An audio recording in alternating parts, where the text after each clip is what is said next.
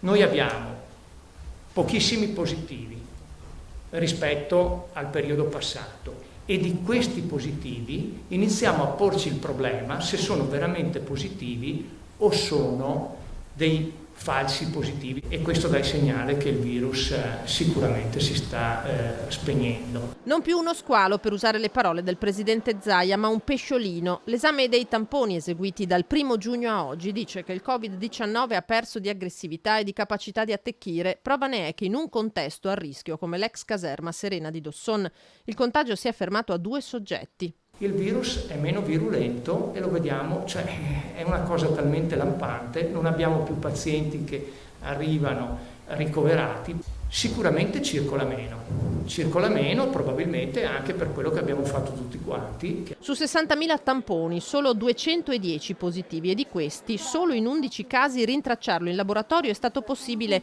entro i cicli di cosiddetta amplificazione del virus normalmente previsti. Per gli altri la ricerca è stata molto più difficoltosa e questo, secondo il coordinatore delle microbiologie del Veneto Rigoli, spinge a riconsiderare l'effettiva positività e soprattutto la contagiosità di questi soggetti. Riteniamo che probabilmente alcuni pazienti a cui noi diamo un risultato positivo in biologia molecolare al tampone, questi potrebbero non essere infettanti e potrebbero avere dei virus morti o dei pezzi di virus.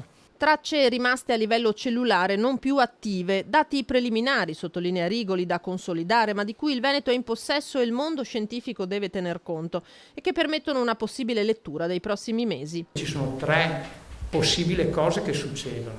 Una, torna virulenta come prima, ma questo mi pare abbastanza difficile.